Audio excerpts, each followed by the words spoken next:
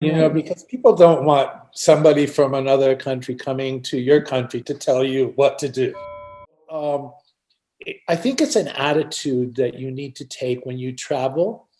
If you are afraid, you're not going to learn much. If you're not afraid and you immerse yourself in the culture and the people, then you're going to learn lots of things. What did you find was most difficult about working in Brazil or working with Brazilians? I am Marcele Bottini and welcome to How to Do Business in Brazil podcast. We'll be sharing stories and successful experience from CEOs, directors, diplomats, and workers in Brazil. We will discover their tips and strategies so that you and your venture can be successful too.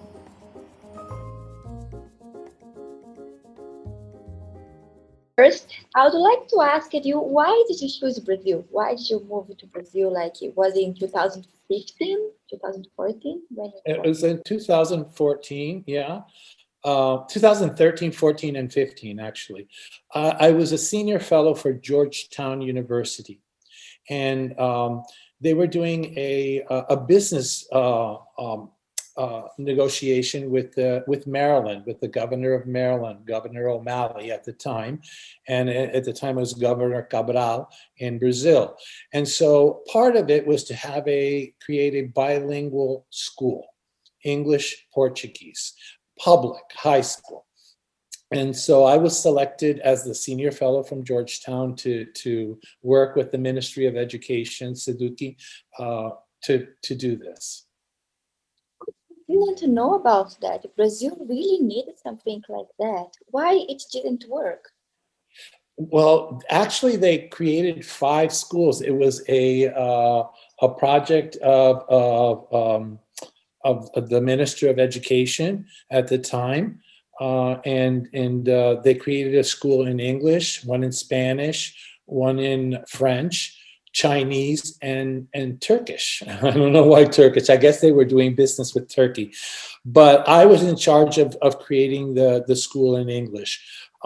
Unfortunately, I do not know if any of the other schools are still around. I know that the Chinese school is not around. I think the Spanish school is not around anymore, but the English school has stayed. And despite all the things that happened during those years afterwards, the budget cuts and everything, we fought for that school to be successful. And it's still, to this day, is functioning. It's a CIEP 117, Carlos Drummond de Andrades in Nova Iguaçu. It's very nice. And so when you were there, when you were working in Brazil, can you tell me what, in your opinion, what worked and what didn't work it for you? Okay, I noticed in Brazil that people are very protective of what they do and who's who. So I learned to listen. I think the best advice I could give anybody who goes to another country to work with another country is, first of all, to learn as much as you can about that country, customs, traditions, values, and then listen to what they have to say. What are the problems? What kinds of things are they experiencing that are not working? And then offer your advice. Not say, okay, I've listened to everything that you have to say, and I do have some advice to give if you are interested, and not be someone who's a know-it-all. No, you're doing this wrong. You can't do this. This is no good. No, because that's kind of like a negative approach. So if you have a more positive approach to what they're doing, say, I like what you're doing here, but I have some suggestions on how to improve what you're doing. And if you'd like, I'd like to offer those to you. And not be somebody who's pushy, who wants to do their agenda and say, no, you're not doing this correctly. I think that's a good strategy for anybody doing business anywhere. It's true, yes. It is a very good skills to learn it, and about how to listen and about how to offer the advice. You're right.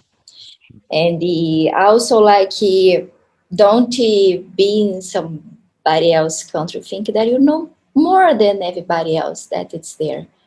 Right. Something like Because people don't want somebody from another country coming to your country to tell you what to do. It's, listen and then offer suggestions is the best way is what I think. it's very good advice.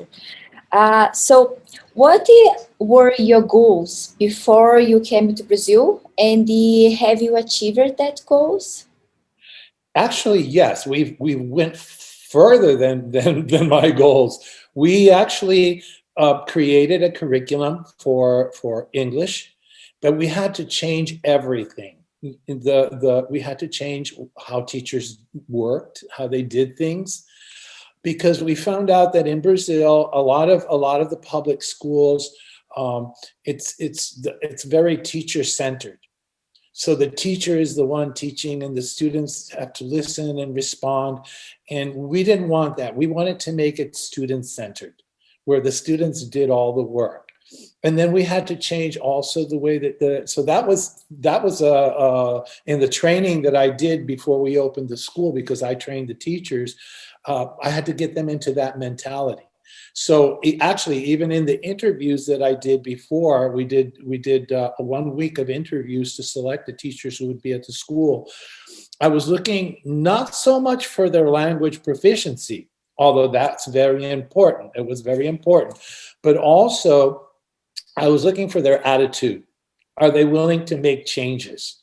Because this was going to be completely different from everything that they were doing. They had to kind of give control, not give control, but allow students to do the work instead of them being controlling with the students. So this was something that they were not used to.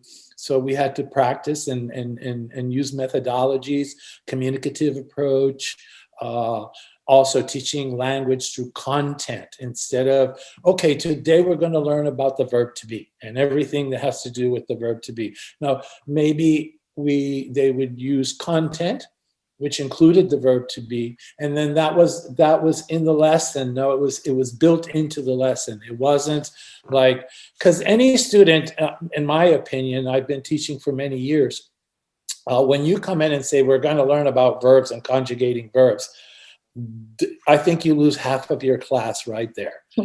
When you make it fun, maybe you use a song that uses that verb, or you use a poem or something that introduces, and then later on you say, guess what? You guys have been singing the verb to be all day long, and now let's learn about what you've been doing.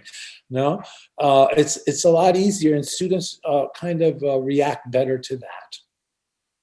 It's very nice observation, and it does not happen just with public school. The way you describe it's the Brazilian education system, and it's funny because like Brazil, in some ways, it's a fun country. We have these, we have these skills to have it fun, but the schools and the education system in Brazil, it's not like that. No, it's not.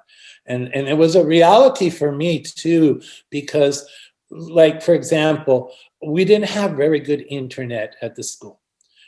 In a public school, it's I tried to open an email and it would take 20 minutes just to open an email. I said, this is not going to work, because we have to do Skype sessions with schools in the United States.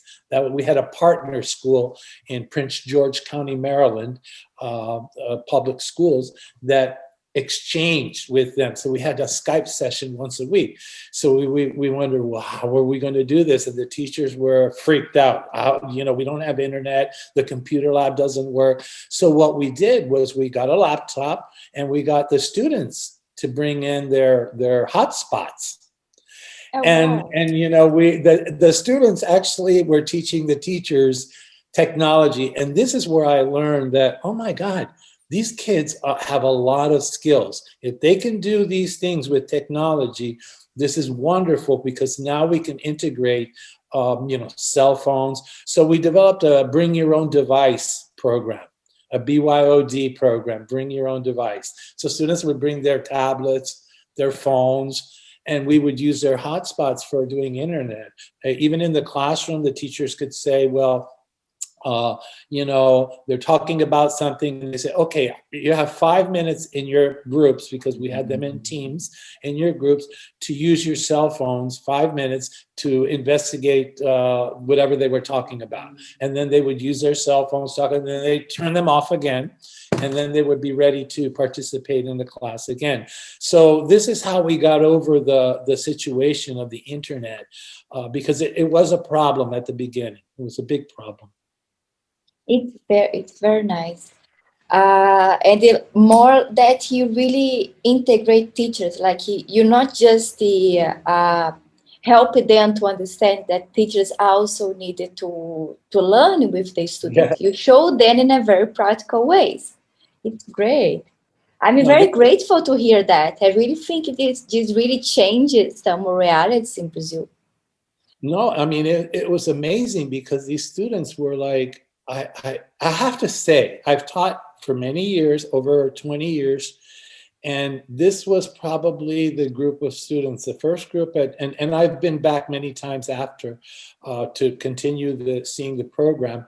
But these students that initially started, they were like the most amazing students I've ever taught in my life, because they had such a thirst for knowledge.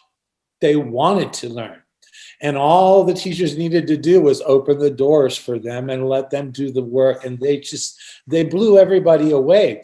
They scored, actually, at the end of the 3 years when they graduated, they had the test at IBEU, the TOEFL. They took the TOEFL at IBEU, and because the consulate paid for it. And one of the students at CFP 117 was the highest scoring on the TOEFL test. She scored the highest from both private and that public school. So she was competing against kids from IBEU that paid money to go to IBEU, which is a wonderful institution.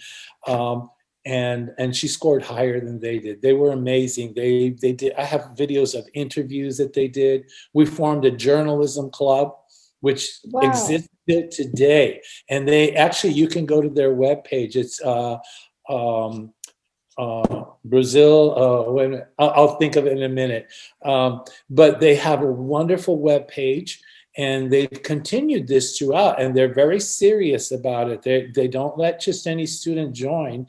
You have to go through, they interview you for whatever position. If you want to be a reporter, if you want to be an editor, if you want to be whatever it is, they interview you, and it's very, very competitive to get in.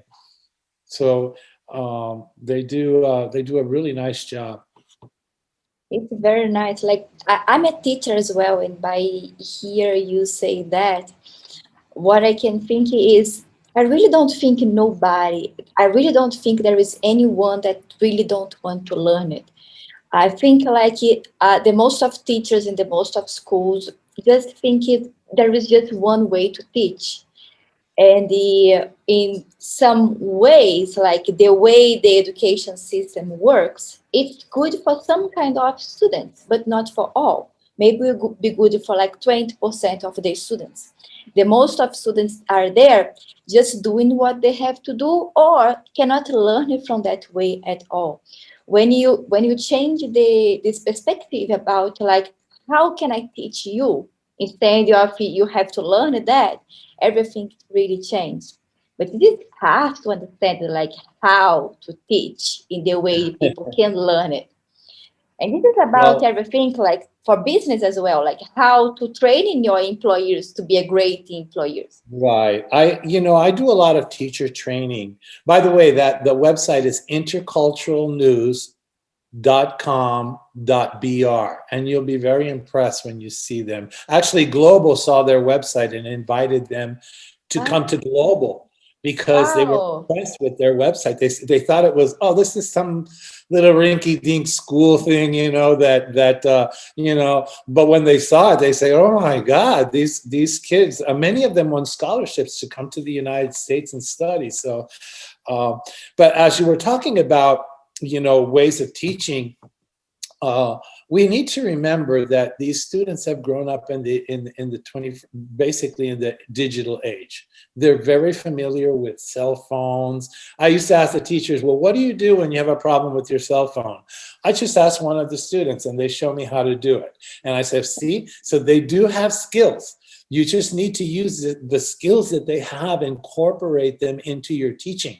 And don't be afraid of technology. You don't have to be an expert. You just have to have a knowledge of it. They are the experts. They will show you how things are, you know, and you will learn from them a lot of things as well. So this was the attitude that we took. And we need to remember that we need to match what students are learning outside of school with what they're learning inside of school, because sometimes it doesn't match. And so students learn one thing outside of school, they come into school, it's boring for them. I always say, you know, if you're having trouble with classroom management, which is one of the last, I did a televised all over Rio conference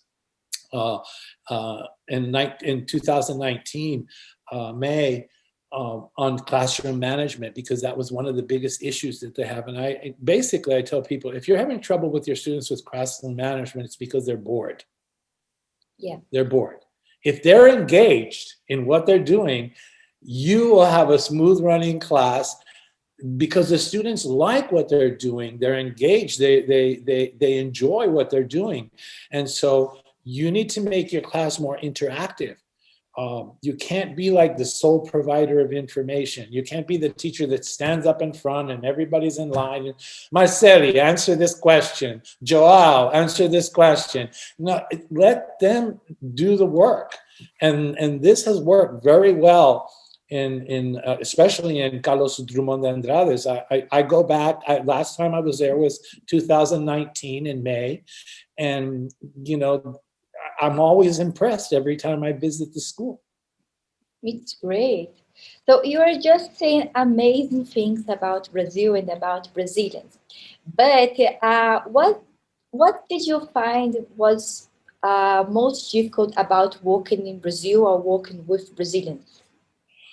Okay, one of the things that I found that I had to change was that they were very submissive. So if a director said, you know, if a teacher went to ask for a projector, and even if the director had 3 projectors in their office, and he said no, and they knew they would accept that answer. So I trained my teachers and the students too. The students became very militant, actually. I have a good story about that. But you know, what things is that no is not an answer, you know, and don't be afraid to ask, because they can say 1 or 2 answers, yes or no. And if they answer no, ask why. Okay, why, you know, what's the problem? What we did basically was, I said, you know, taught them that if you have a problem, for example, the internet example that I gave you, that was one of the first things that came out. We don't have any internet. So I said, so what's the problem? The internet? Okay. The ministry is not going to increase the bandwidth here. You know, that's not going to happen. So how can we solve this problem? Instead of accepting no for an answer, let's think about how we can solve the problem, how we can turn this into a yes. And so, you know, we solved the problem by using hotspots with the students, you know, and bringing in their own devices. So that we ended that story. So once they got into that mode that we need to analyze what's the problem first, and then think of solutions for the problem. And maybe the first solution doesn't work and we have to try something else. But don't take no for an answer. Always analyze what's the problem, how can we solve it? And so this was one of the biggest things. And even at Seduki, I had trouble because I used to live in Leblon, and I would take the bus at 6 in the morning, the first bus that came, and it took me 2 hours to get, because I had to go through all of Centro and everything, because Seduki is in Santo Cristo, I think it's Santo Cristo. Mm-hmm. It's very difficult to get to. There's no direct buses there, so you have to take a bus that goes all around and almost end in the bus terminal. And so I'd spend 2 hours in the morning and 2 hours at night getting home, because then I have all the traffic in the morning and at night. So that's 4 hours. And then I would get to Suzuki and I would say I didn't have a desk. So they said, oh, so-and-so is absent, sit over here and use his computer or her computer. And I said, well, what's the password? So it was always a big problem. And so I needed to carry my computer to work, which was a problem because the U.S. government doesn't want you walking around with expensive things, because of, crime and things. But I did it anyway. But so I convinced them. I said, why don't you let me work from home? I have a better bandwidth on the internet, and I can come in when we have meetings or you actually need me physically. So finally they accepted that. They said, I told them I work smarter, not harder. They didn't like that at first, but they said, it makes sense because, 4 hours of wasted time on the bus, it's wasted time. There's 4 hours I can be working. I get up early in the morning, and by 12 I could finish my work. And I said, if I needed to go to Seduk for a meeting, I say make them all the same day or try to make them all the same days, and I can take a taxi and go and do my meetings and then take a taxi back, and it's much easier. So they agreed to that. So making things easier, sometimes they try to make things more complicated than what they really are. There's lots of well, you have to see so-and-so, you have to see so-and-so, you have to see so-and-so before you can get something done. And I say, why can't we just get this done without having to see so many people? So that was a big problem, and something that we actually, because the secretary at the time was Wilson Risolia, and the biggest compliment that he ever gave me, he said, Efrain, você un carioca honorario. I'm the Minister of Education. So that was like, oh my God, that's the biggest compliment anybody has ever given me, that I was able to, I remember going into the meetings with the secretary, the subsecretaries, all these people, and, in a big office, and I would walk in there and I'd say, desculpe, meu português não é muito bom, eu aprendi na rua, com taxistas e com moços e moças now, and they would laugh. So then when I didn't know something in Portuguese, we would almost like play charades, where I'm trying to get them to guess the word, what it is that I mean, or they would fill in the words for me. So it was good. I learned a lot of Portuguese that way because they forced me to speak in Portuguese. It's very, very, very nice. And what was the best thing about working with Brazilians? The best thing that I feel was, first of all, their warmth. They're very loving people. Everybody was so kind and so nice to me. And then, they really wanted to make changes. They really, the teachers I worked with really wanted to make a difference. The program, it said they wanted to make a difference. They wanted it to be successful. So they, within their means, they helped me as much as possible, and they would help me by doing what they could. They couldn't always give me everything I wanted, but they would give me what they could, and they would make it as easy as possible. And the teachers really had a thirst for knowledge. They really wanted to learn strategies. They wanted to be able to help their students. And this was something that I found that sometimes even here in the United States, I do trainings and teachers are so full of trainings that they don't, sometimes they don't even pay attention. You ask them a question and they don't respond. But here it was different. Everybody wanted to know more. And I love that. And that they passed that on to the students as well. And so the students progressed much better than we ever expected. We thought that students, after they graduated, would be maybe a B2 a B3. Some of them were that in a year and a half, they were already high intermediate. And they, that's when we started doing the interviews with they interviewed people from the consulate, authors that were brought by the consulate. They interviewed anybody who walked into that school. They would do an interview. And I have a lot of them here, on video. They were just amazing, the students. And I felt that really they needed that. They wanted that more than anything.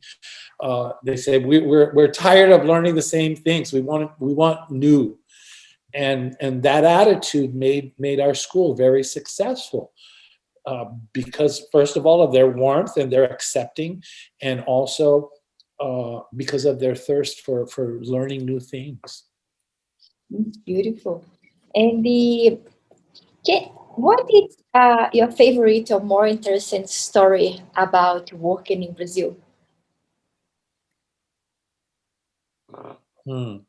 Well, I'll give you one story. When they inaugurated the school, and this I didn't expect, I was with the RELO officer, the Regional English Language Officer for Brazil, and we were going to the school in a taxi.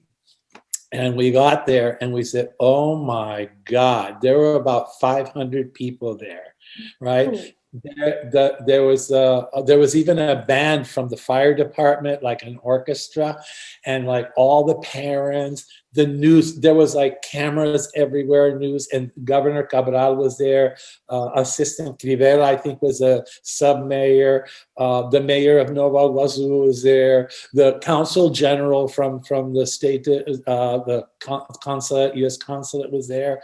So, we had all these people, and so they asked me to come up and speak in front of all these people, and all these cameras were facing me in Portuguese. And I said, oh, and my Portuguese was so bad. So I gave them the same thing.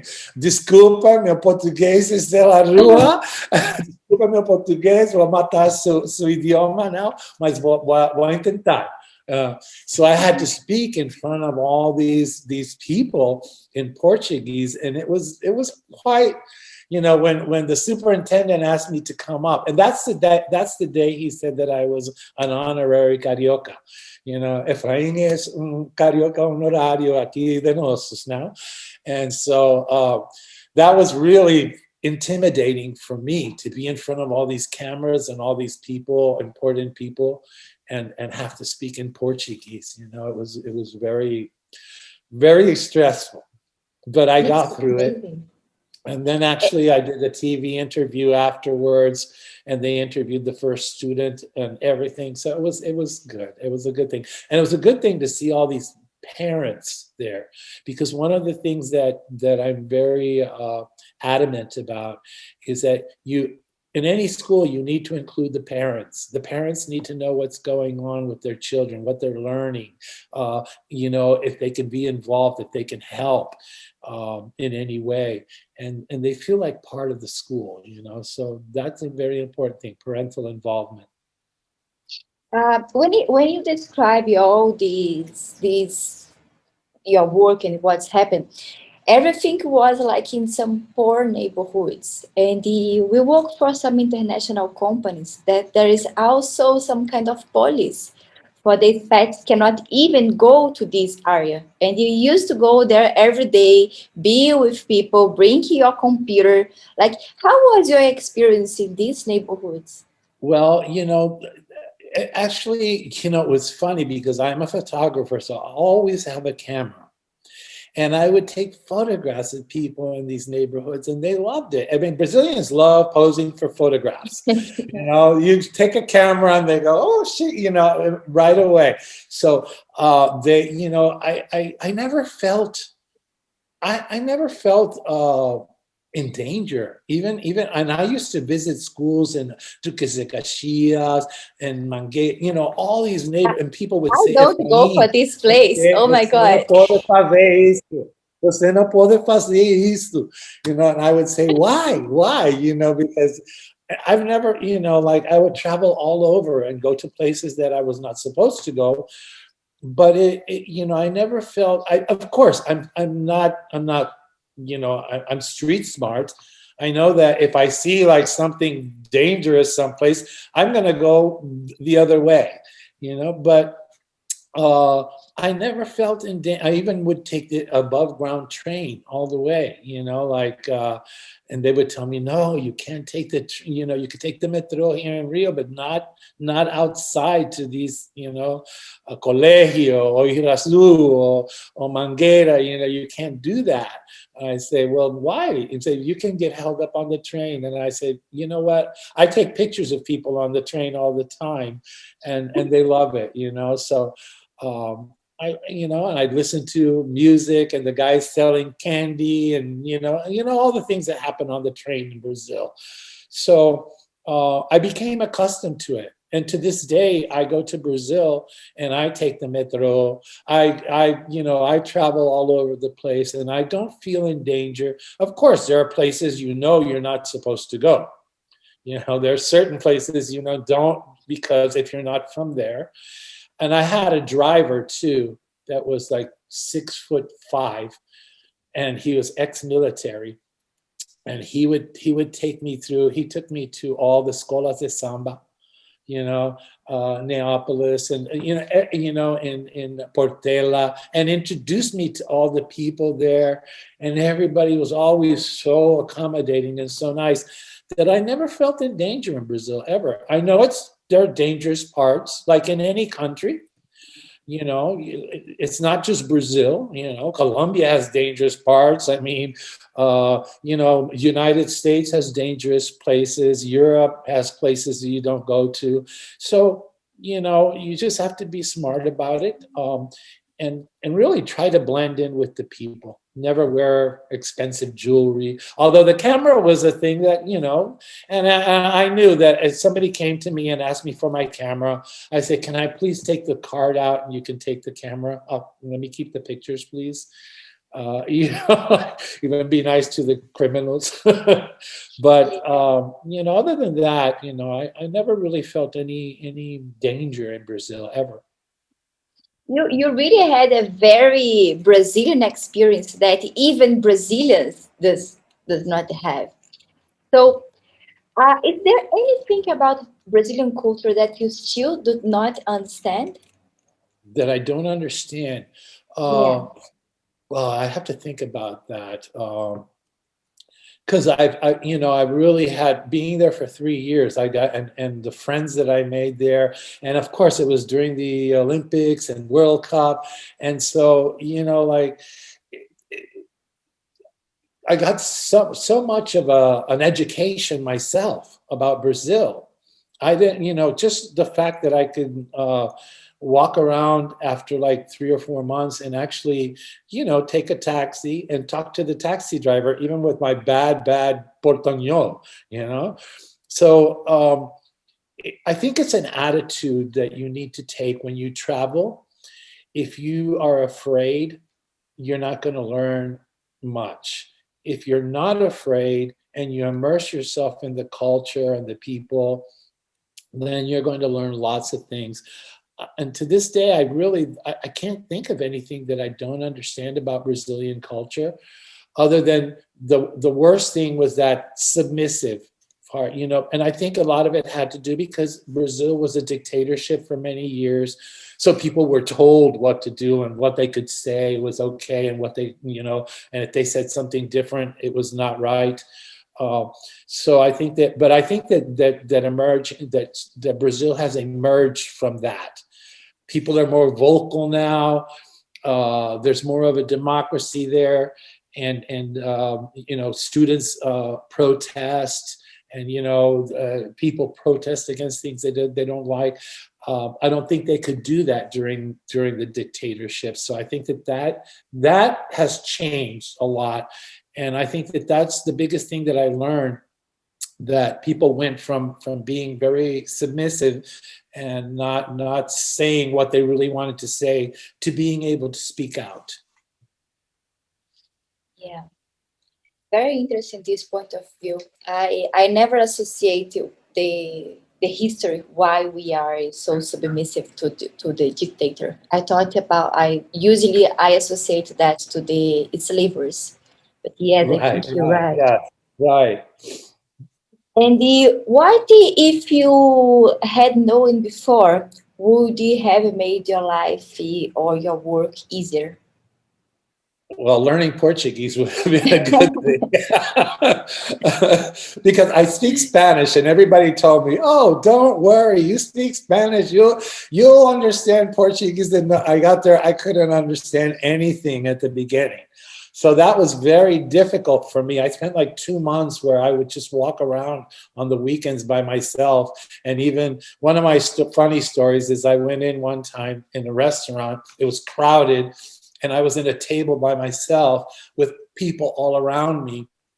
And I ordered on the menu and I didn't see comida para dois, food for two.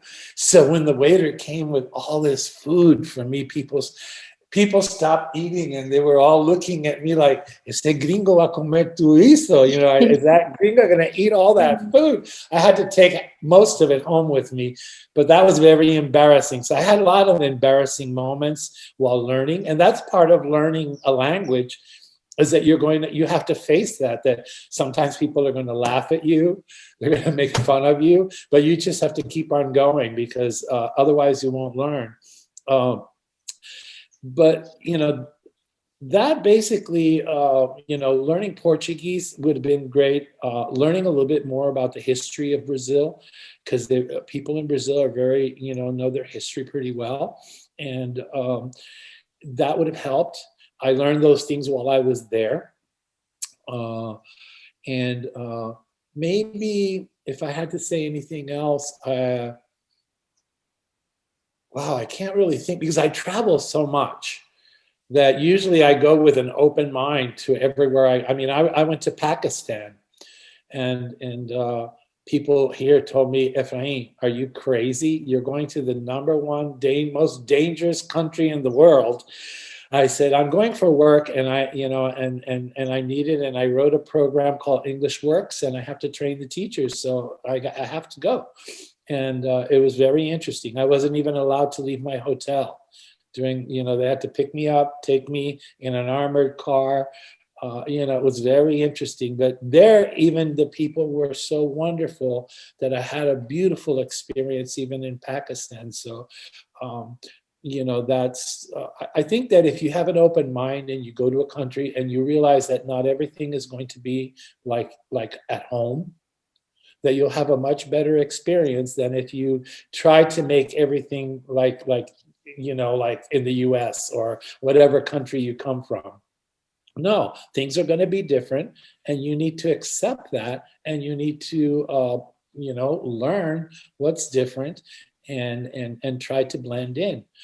And I think that that's probably the biggest thing, is learn as much as you can about the country before you go, and a little bit of the language, because even if you speak just a little bit, people will help you, because they'll ask you, "Where are you from?"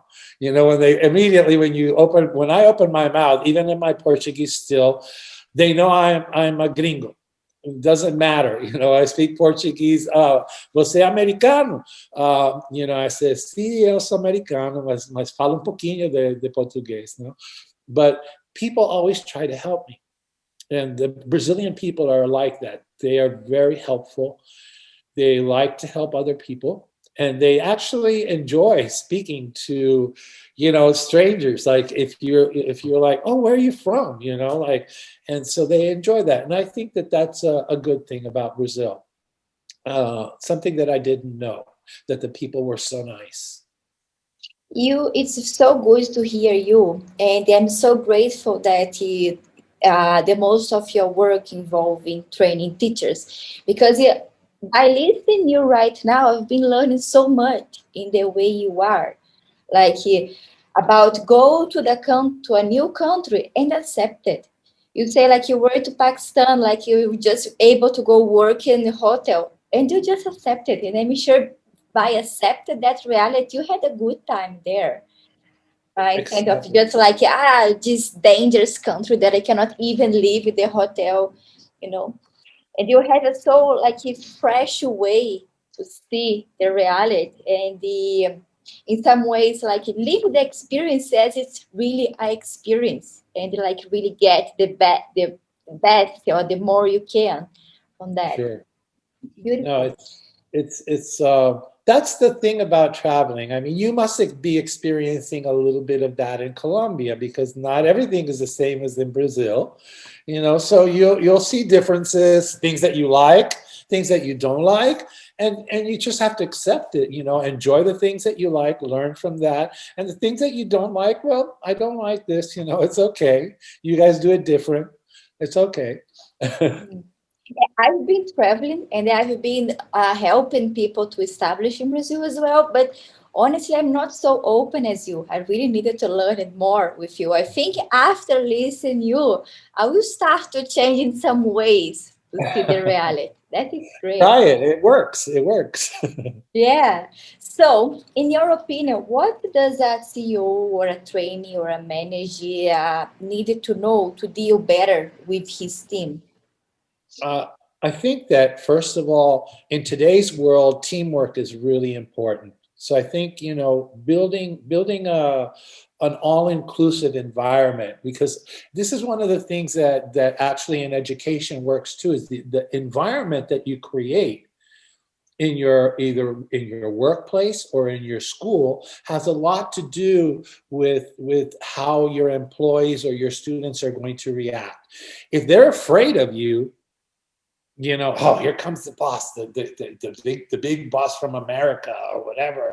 You know, I'm afraid to speak to him. I'm afraid to do, you know, and you take that attitude, then and actually if they project that attitude towards the people, you know, instead of something like more inclusive, you know, like I'm here to help, to provide assistance, to provide knowledge, to provide guidance, to help this company grow or this school grow, then your employees are going to feel better. It's like you say, when it's an old saying here: if your employees are happy, your business is doing well. Because when employees are happy, they feel like they're part of something. And I think that any CEO and or any director of a school, if you make everybody feel a part of what everybody's trying to do, things will function better.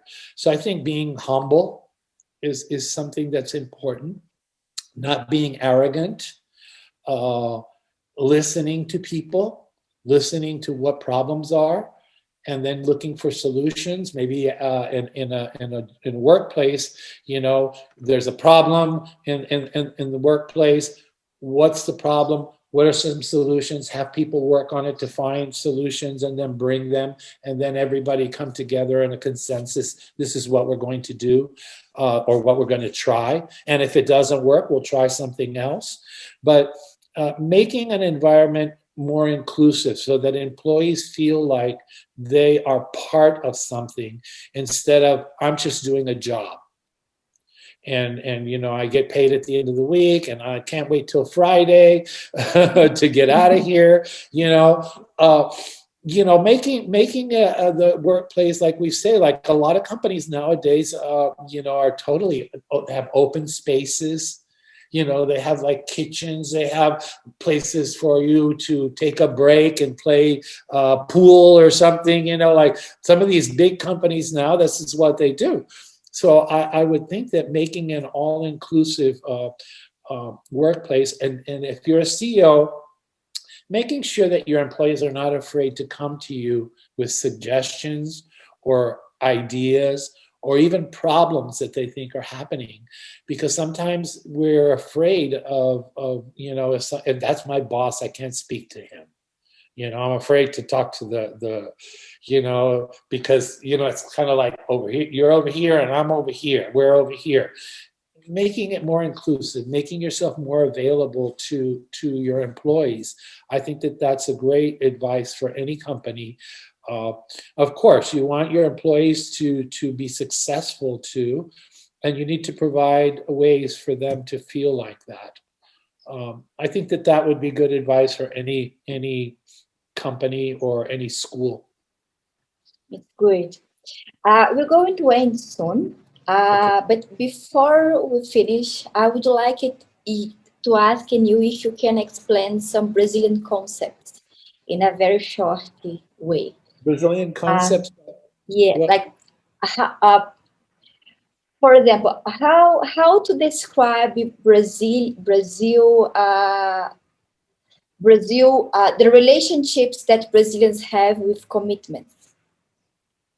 Okay. That's a good question. Uh, I think that you really, because of the fact that things change so much in Brazil, when one government comes in, everything is like, okay, we're not doing this anymore. We're going to do this, and that's a problem with commitment. And that's one of the things that's worked at our school, is that we've gone through three different governments, and the school is still there. Yet the other four schools, the Spanish, the Turkish, the French, and the Chinese, they're not there anymore. They're gone. And we've gone through four different governments because, we've accepted that there's going to be change, and that we're going to move with that change. We're not going to completely change what we do, but we're going to accept that there's going to be different people, and different people bring change. And change is a good thing sometimes it's not. But if you go against it, it causes a lot of problems. So I think that as far as commitment, I think that I have seen an incredible commitment from the people, from my experience, from the people that worked at the schools. They wanted this school to be successful, no matter what they had to do, what they had to learn, hours that they had to do, driving, and, whatever they had to do, they were going to make it successful. And I think that there's a lot of that in Brazil, but they need leaders that promote that kind of commitment. Because without leaders, you don't have that kind of commitment. People are just, and I'm including myself here in the United States. If you don't have strong leaders, people don't get committed to what they do. So I think that the leaders need to be very strong, and they need to have good qualities that involve either their students or their employees, to join that commitment, that they're a part of something, to make them understand that they're part of something that will grow, and that they will grow with it. I think that if any CEO starts a business and brings that kind of a leadership to his employees, they'll be very successful, because people need to feel like they're a part of something. And once they feel that, then they become very committed to what they're doing. Yeah, I agree. And for you, how would you describe Brazilian flexibility? It depends, because my experience was with the Ministry of Education, and they, I asked for a lot of things, because they, when I talked to the Minister of Education, he said, Efrain, design this school like you would like it. And this is one of the things that amazed me the most, is that as a teacher, I say, wow, I get to create a school the way I want to, but then when I started asking for certain things, and I understood there was no money, we need a computer lab, we need this, we need, each room should have a projector, a laptop, the basic things that you need to teach in today's world. None of those things were available, they would not bend on that. I, unfortunately, would visit the school twice a week, because of the fact that I needed a driver. At one point, the consulate says you can't take the train and stuff anymore because of your camera and your computer, and we don't want you to get held up. You're going into a really, dangerous area. I said, well, then I need a driver to get there, because a taxi every day to Nova Iguaçu from Leblon is like a lot of money. So they provided me a driver, but then they said, we can only give you a driver 2 days a week. So, I wanted to go every day, all 5 days. So sometimes, flexibility. I know that in the school, that's one thing that I teach is you need to be flexible in a curriculum. If something's not working in your classroom, you look at your students, they seem bored. You say, you know what, let's leave this for another day and let's do something else.